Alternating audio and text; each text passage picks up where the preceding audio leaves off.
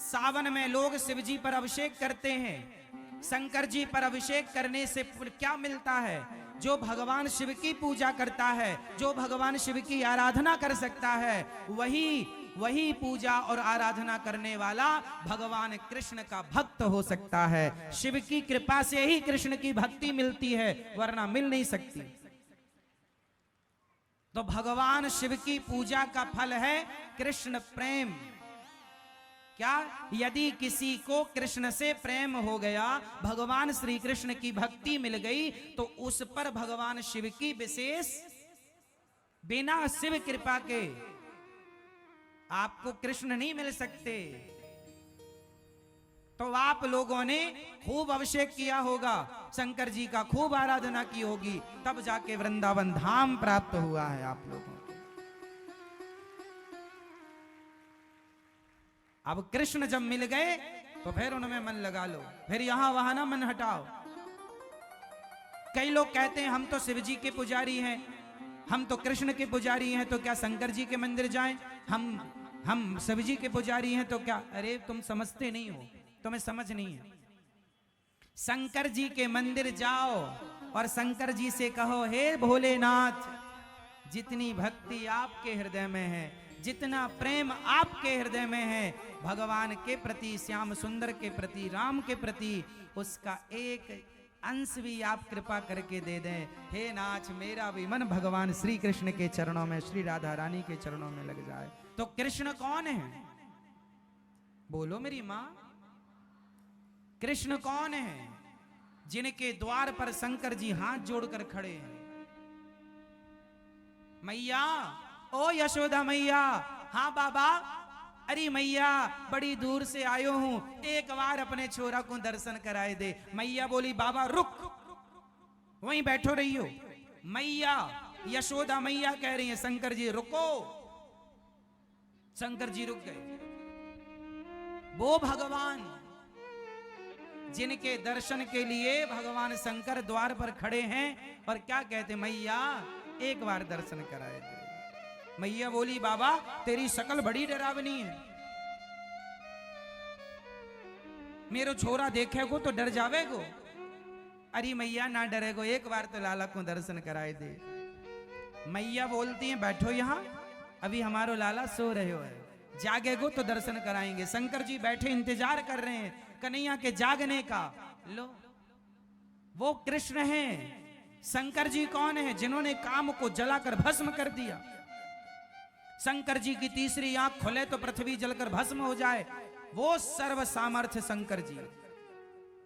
वो शंकर जी जिनके अंदर सृष्टि का पल भर में संहार करने का पावर है, पल भर में सृष्टि को मिटाने का सामर्थ्य है, वो शंकर जी हाथ जोड़े द्वार पर खड़े हैं कृष्ण के आगे। वो कृष्ण कोई सामान्य तत्व है क्या मेरी मां?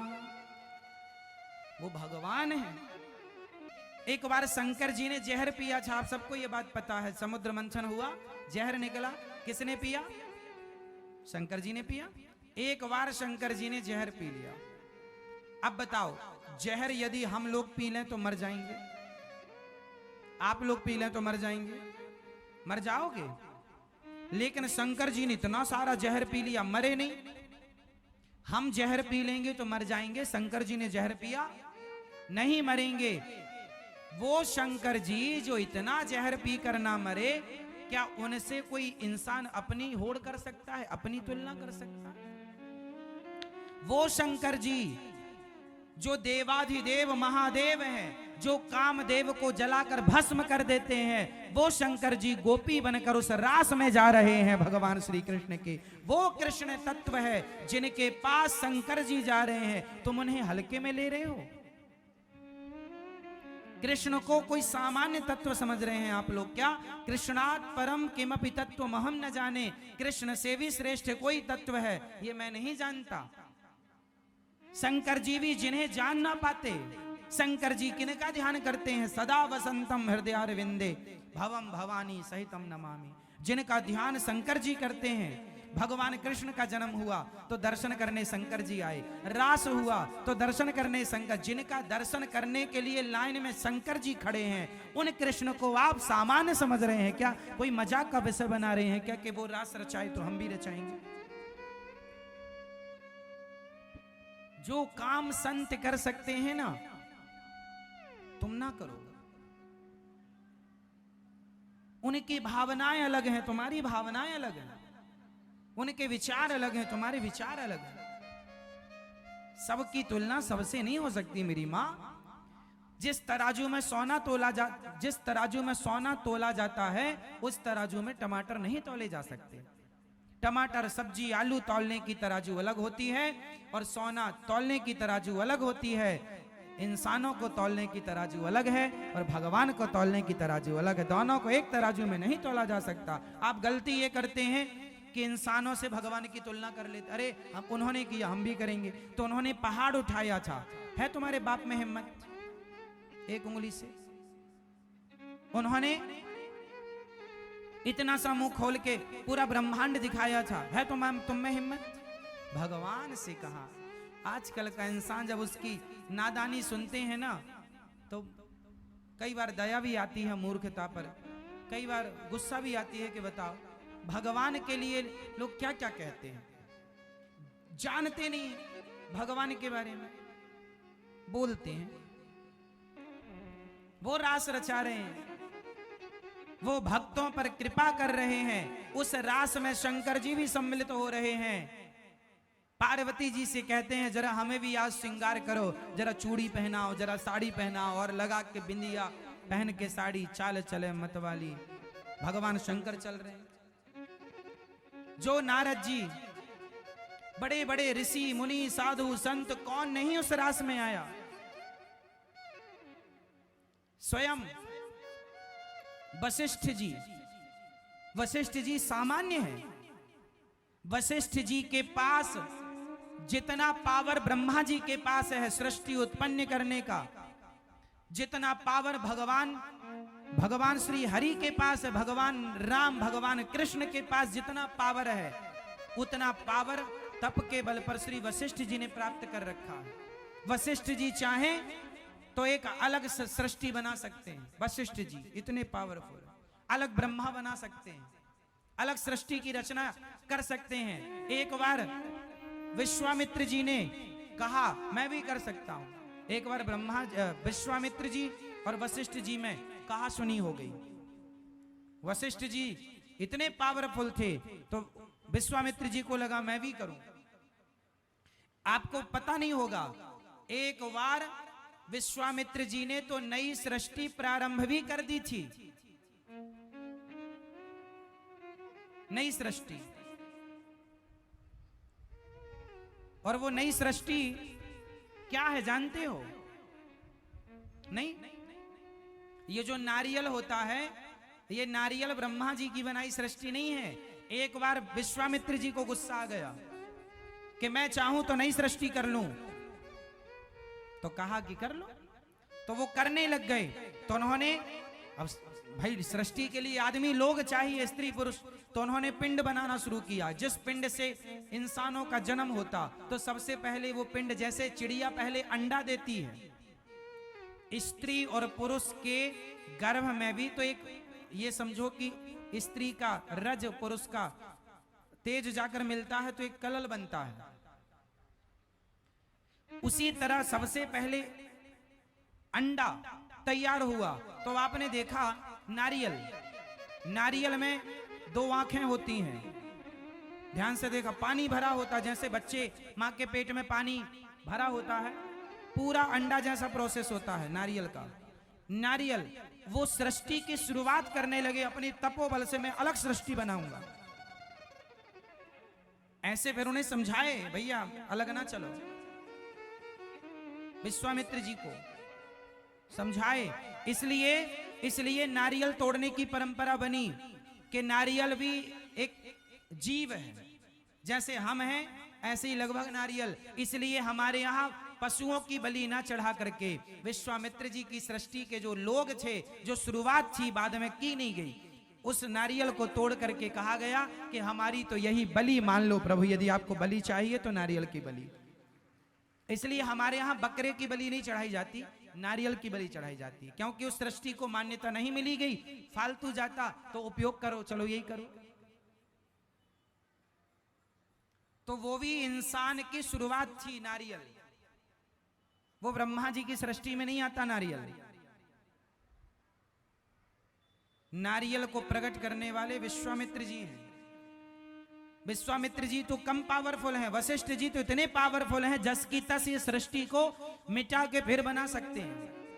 वशिष्ठ जी राम जी के गुरु वशिष्ठ जी, आज भी वशिष्ठ जी हैं। कश्यपोत्री वशिष्ठस्य विश्वामित्रोथ गौतमा जमदग्निर भरद्वाज, ये 7 सप्तर्षि होते हैं। सुना आप लोगों ने सुना? सप्तऋषि पुच्छल तारा देखा होगा, सप्तऋषियों को आकाश में देखा होगा, एक साथ रहते हैं, वो सप्तऋषि होते हैं। कौन कौन है उनमें? कश्यप, कश्यपोत्री अत्रि, कश्यपत्री, कश्यपोत्री वशिष्ठ, वशिष्ठ कश्यपोत्री वशिष्ठस्य, विश्वामित्र, विश्वामित्र भी उसमें है। कश्यप, कश्यपोत्री अत्रि अनुसुईया माँ के पति, कश्यपोत्री वशिष्ठस्य विश्वामित्रोथ गौतमा, गौतम ऋषि अहिल्या के पति, कश्यपोत्री वशिष्ठस्य विश्वामित्रोथ गौतमा जम, कश्यपोत्री वशिष्ठस्य विश्वामित्रोथ गौतमा जमदग्निर भरद्वाज। जमदग्नि मतलब परशुराम जी के पिता, जमदग्निर भरद्वाज, भरद्वाज जी। भरद्वाज जी का नाम सुना होगा, रामचरितमानस में भरद्वाज जी का उल्लेख। राम जी उनके आश्रम भी गए थे, श्री भरद्वाज जी के। भरद्वाज मुनि बसई प्रयागराज में रहते थे। ये सप्त ऋषि हैं जो इतने पावरफुल हैं, सातों के अलग सृष्टि कर सकते हैं। ये सारे ऋषि, इन सब के ऊपर होते हैं भगवान शंकर, इंद्र के, देवताओं के राजा इंद्र। इंद्र के ऊपर इंद्र हाथ जोड़े खड़े रहते हैं भगवान शंकर के आगे। सबसे पावरफुल हैं सृष्टि में ऋषि। ऋषियों से देवता जो है ना, देवता पावरफुल नहीं होते। ये ऋषि लोग चाहें तो देवताओं को जहां चाहे, इंद्र को श्राप दे दिया था गौतम ऋषि ने, जा तेरे पूरे शरीर में योनि हो जाए। अहिल्या का जब चरित्र बिगाड़ने गए, 1000 योनि छिद्र हो गए थे पूरे शरीर में, मुंह दिखाया नहीं गया इंद्र से कहीं। बाद में फिर आंख के रूप में परिणित हो गई। इंद्र की 1000 आंख हैं। पहले योनियां थी, पूरे शरीर में योनि छिद्र, योनि लंपट थे ना, तो श्राप से योनि हो गई, फिर वो आंखों में तब्दील हो। देखिए हमारे यहाँ का साइंस, यहां ही आंखें नहीं, पूरे शरीर में आंखें हो सकती हैं। आप पूरे शरीर से देख सकते हैं, इंद्र पूरे शरीर से देखते हैं। ये हुआ है हमारे यहाँ, ऐसी परंपरा रही है हमारी। ये ऋषि, आप लोगों ने सुना होगा, महाभारत में एक उल्लेख सुना होगा आप लोगों ने, भीष्म पितामह के सामने शिखंडी आ गया। बोलो हाँ हाँ। शिखंडी पहले स्त्री था। शिखंडी का जब जन्म हुआ तो स्त्री था, पर हमारे देश में ऐसे संत थे कि हमारे ऋषियों ने, शिखंडी के पिता ने कहा कि महाराज हमें लड़की की जरूरत नहीं है, राज्य चलाने को लड़का चाहिए। तो शिखंडी को लड़की से लड़का बनाया गया था 5500 साल पहले। यह टेक्नोलॉजी थी। आजकल भी साइंस के द्वारा स्त्री लिंग परिवर्तन हो जाता है, लेकिन आज के में एक समस्या है कि यदि स्त्री को पुरुष बना दिया, आजकल भी प्लास्टिक सर्जरी के द्वारा स्त्री को पुरुष बना दिया जाता है और पुरुष को स्त्री। लेकिन जो पुरुष स्त्री बनता है तो स्त्री योनि तो हो जाती है, लेकिन पुरुष जो स्त्री बनेगा वो कभी मां नहीं बन सकता। लेकिन हमारे यहां ऐसी परंपरा रही है कि शिखंडी स्त्री थे, और जो स्त्री पुरुष बनेगी तो वो कभी बाप नहीं बन सकती। लेकिन शिखंडी जब स्त्री से पुरुष बने तो वो पिता भी बने बाद में। और कई बार हमारे यहां स्त्री को पुरुष और पुरुष को स्त्री भी बनाया गया है। शास्त्रों में वर्णन आपको मैं कई जगह दिखा दूंगा। हमारे यहाँ ये सारी टेक्नोलॉजी थी, प्रयोग कम करते थे क्योंकि जरूरत नहीं थी,